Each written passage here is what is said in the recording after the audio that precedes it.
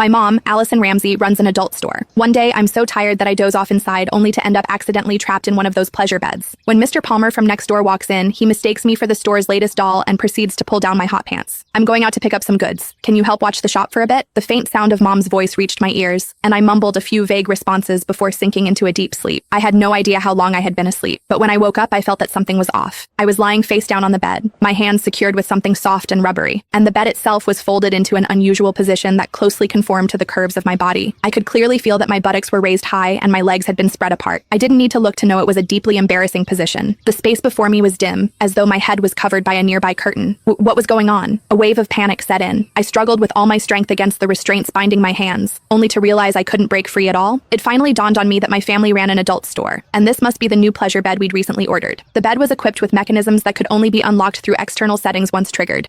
I had been completely exhausted earlier, so I just crashed on a random bed in the storeroom without even noticing it was the latest model of pleasure bed. I would usually sleep on my stomach and move around in my sleep, so I must have accidentally triggered the mechanism while dozing off, and now this single bed had locked my hands in place. The bed split into two below my waist, lifting my lower abdomen and hips and leaving my buttocks raised high. It was as if I was positioned for, what was I supposed to do now? I shouted a couple of times, but there was no response. It only then struck me that before I fell asleep, Mom mentioned she was going out to pick up some goods and asked me to watch the shop. Hey, Allison. Just then, I suddenly heard the voice of Mr. Palmer, a customer, coming from the doorway, and it was getting closer. Oh no, Mom did say Mr. Palmer would come by later to settle the bill. Panic surged through me. I struggled desperately, only to find that while the restraints looked soft, there was no way to break free. Where's everyone? I thought I told them I'd come by to settle the bill today. Mr. Palmer's voice drew closer and closer until it sounded just a few steps away. Frozen in this embarrassing position, I felt my face flush crimson, and in my panic, I froze completely, not daring to move a muscle. Is this a new doll that just arrived? Mr. Palmer's words sent my heart leaping into my throat. The next second, I felt a pair of warm, dry hands land on my thigh. They then slowly slid upward until they were inside my hot pants. The weather was sweltering, and when sleeping at home, I naturally dressed lightly. Thus, my hot pants were barely long enough to cover my buttocks. The texture feels pretty good. It's quite realistic and even warm, Mr. Palmer remarked as he fondled me. The bizarre sensation made me clench my teeth, too afraid to make a sound. If anyone were to discover I was being mistaken for a doll, it would be over for me. But then, to my horror, I felt those hands beginning to tug at the waistband of my hot pants. Hot pants were naturally very short, and for comfort while sleeping, I hadn't even fastened the waistband. In fact, they could practically be slipped off with just a gentle tug. I didn't expect it to feel so real. This new batch of dolls really is something else, Mr. Palmer said excitedly. He seemed to be leaning right over me from behind, and I could distinctly feel the warmth of his breath as he exhaled and spoke. My heart raced with a mix of panic and anger, yet I didn't dare move a muscle. I was terrified of the embarrassment that would follow if I were discovered. What should I do? What on earth could I do? Mr. Palmer had already pulled down my hot pants, leaving only my thin underwear underneath. It even has panties, and with a lace trim too. Mr. Palmer's voice grew increasingly excited. He kept stroking my buttocks, and the warmth of his touch made my heart pound wildly in my chest.